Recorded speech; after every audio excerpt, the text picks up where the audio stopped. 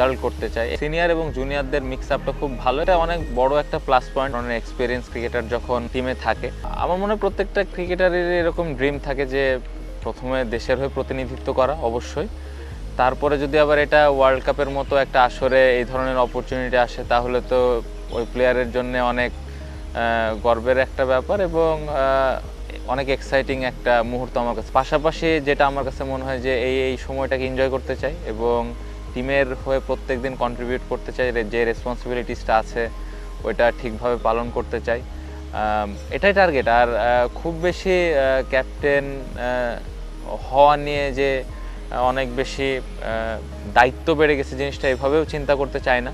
প্রত্যেকটা সময় এনজয় করতে চাই এবং প্রত্যেকটা দিন টিমকে যেন কিছু একটা দিতে পারি, এটাই মূল লক্ষ্য থাকবে আর কি। এটা অনেক বড় একটা প্লাস পয়েন্ট আমার কাছে মনে হয়। এই ধরনের এক্সপিরিয়েন্স ক্রিকেটার যখন টিমে থাকে, স্পেশালি যারা ইয়াং ক্রিকেটার আছে, যাদের অনেক প্লেয়ার আছে প্রথম টি-20 বিশ্বকাপ খেলবেন, সো তাদের জন্য অনেক অনুপ্রেরণা দেবে আমার কাছে মনে হয় এবং তাদের কাছ থেকে অনেক কিছু শেখার আছে।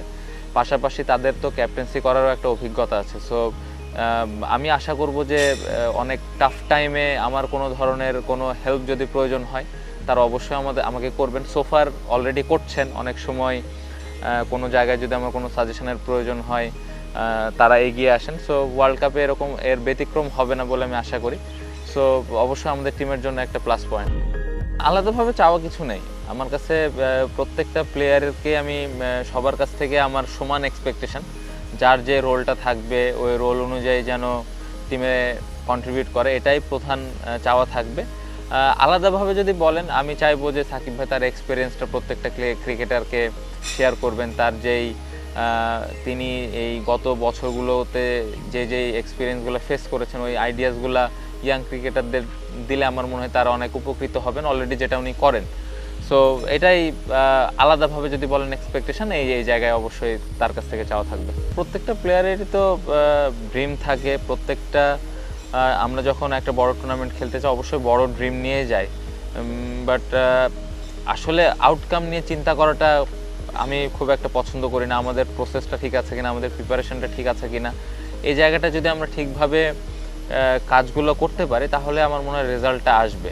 সো আলটিমেট গোল তো আমরা সবাই জানি যে আমরা টিম হিসেবে অনেক ভালো ক্রিকেট খেলতে চাই, অনেক ভালো জায়গায় যেতে চাই, যেগুলা আমরা অতীতে কখনো করতে পারিনি, এ ধরনের রেজাল্ট করতে চাই। এগুলো সবসময় থাকবে, সবার ওই এক্সপেকটেশনও থাকবে, বাট আসলে এক্সপেকটেশন নিয়ে খুব বেশি চিন্তা করলে এটা একটা বাড়তি প্রেশার আমার কাছে মনে হয়। সো প্রসেসটা মেনটেন করাটা খুব ইম্পর্টেন্ট, নিজের কাজটা ঠিকমতো করাটা ইম্পর্টেন্ট, যার যে রোল ওই রোলটা ঠিকভাবে আমরা পালন করছি কিনা সেই জিনিসটা ইম্পর্টেন্ট। সো আমরা যদি এই ছোটো ছোটো জিনিসগুলো যদি ঠিকভাবে করতে পারি তাহলে আমার মনে হয় ডিফারেন্ট রেজাল্ট হবে।